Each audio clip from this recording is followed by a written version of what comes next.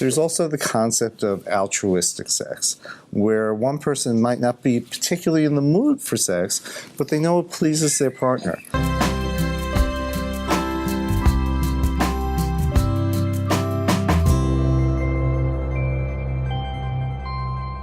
How can you help a couple that has a mismatched libido, so where one person wants sex more than the other one does?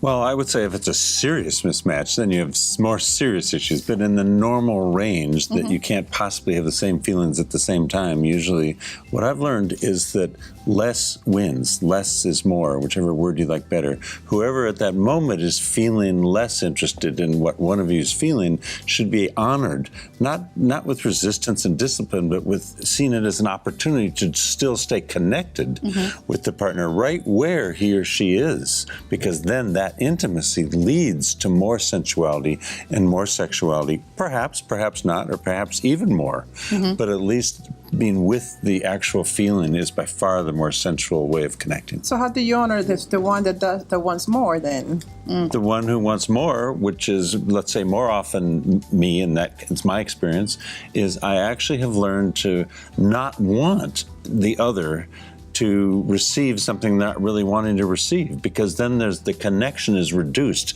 by the inner resistance, by the resentment or whatever. So if instead I honor that she wants less now, I still maintain the intimate spiritual connection, loving connection, and that very often leads to even more sensuality or sexuality, or if not, at least it maintains the connection of trust and love and intimacy, which is more important to me than the pure sexuality.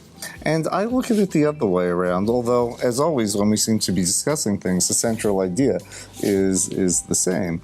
I think what happened with the feminist movement, I think this is very important that it happened, is that women learned not to say yes to sex when they didn't want to have sex. And that is a huge advance. The problem, I think, is that people then wind up feeling at this state, well, if I'm not in the mood for sex, I shouldn't have sex. Right? If I don't like to do that, I shouldn't do that. Right? But it's not how you develop a wonderful sex life with your partner. There's also the concept of altruistic sex, where one person might not be particularly in the mood for sex, but they know it pleases their partner. So it's kind of like somebody saying, babe, I really feel like going out to eat tonight. And the other partner says, I'd be happy staying home, right? And the two of you make a decision, right? Oh, you know what? I can go out. I'd rather stay home, but if it'll make you happy, I can go out. Or, oh, if you really don't feel like going out, sure, I'll stay in. It's the type of thing that one offers somebody they love. And I think through that, you get a type of closeness that you can't possibly get if people are saying, no.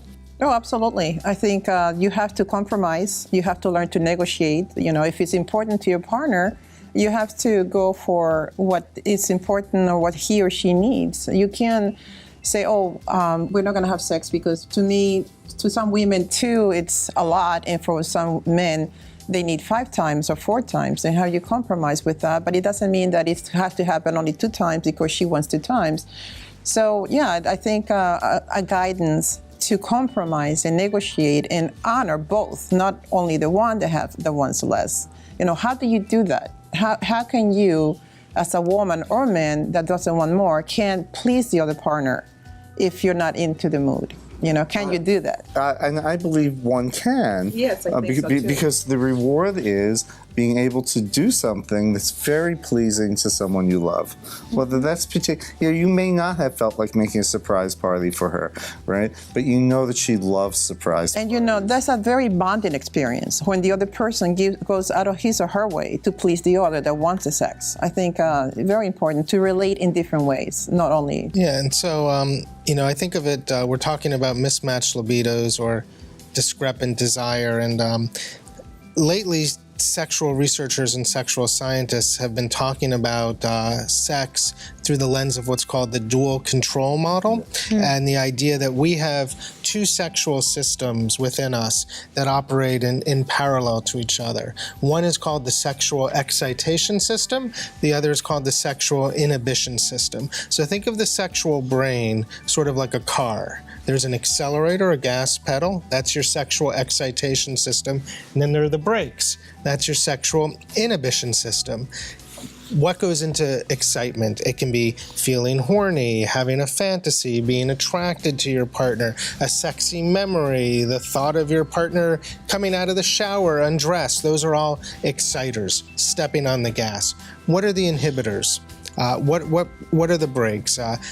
Being tired, being stressed out, kids, past traumas, relationship anger. So we have this accelerator, we have these brakes. When I see couples who have discrepant desire or mismatched libido, generally one partner sort of has their foot on the gas, but the other partner kind of has their foot on the brakes. And so what we really have to do is look at what are the inhibitors in the system. How can we get that partner to kind of ease up on the brakes and remove some of those inhibitions, as well as step on the gas and increase some of the exciters? So it sounds like what the panel is saying is that if a couple is experiencing a mismatch cycle of I want sex or he wants sex, but you're not lined up, the first thing to really pay attention to is how aroused you are. Be willing to make time in your life to be aroused by each other. The desire will come, and from there, sex is an option.